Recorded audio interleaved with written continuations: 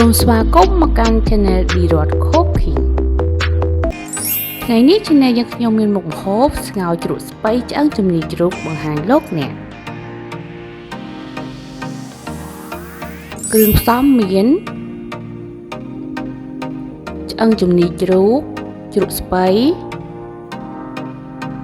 ស្លឹកខ្ទឹមសចិញ្ច្រាំម្រេចទឹកអំពិលទុំ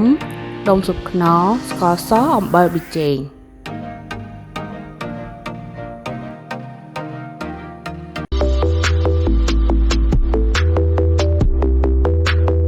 ដំបូងយើងដាក់ប្រេងឆាក្នុងខ្ទះឲ្យក្តៅបន្ទាប់មកដាក់ខ្ទឹមសចូលយើងធ្វើការកូរខ្ទឹមសយើងឲ្យក្រហមបន្ទាប់មកយើងចាប់ផ្ដើមដាក់ឆ្អឹងជំនីជ្រូករបស់យើងចូល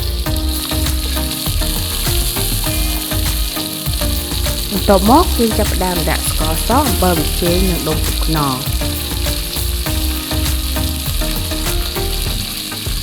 យើងធ្វើការឆាសាច់ជ្រូកនិងគ្រឿងរបស់យើងឲ្យចូលគ្នាបានល្អ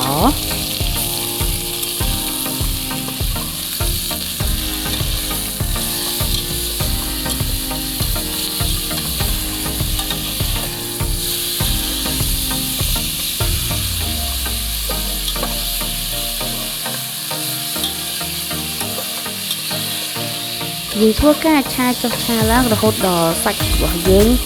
បានឆ្អិនបន្តិច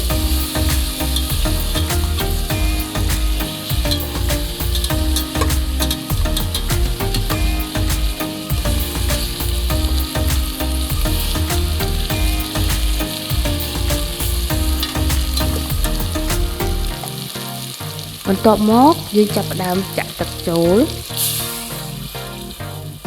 ចាបន្ទាប់ពីទឹកពុះហើយយើងចាប់ផ្ដើមដាក់ជ្រក់ស្ពៃចូល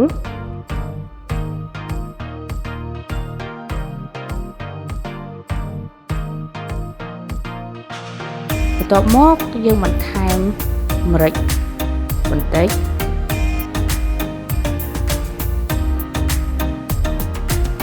យើងធ្វើការរំងាស់ជ្រក់ស្ពៃនិងឆ្អឹងជ្រូករបស់យើងរហូតដល់ឆ្អិនល្អចាបន្ទាប់ពីជ្រក់ស្ពៃរបស់យើងឆ្អិនហើយយើងចាប់ផ្ដើមចាក់ទឹកអំពិលទុំចូលធ្វើការភ្លក្សឲ្យល្មមចាជាចុងក្រោយគឺយើងដាក់ស្លឹកខ្ទឹមចូល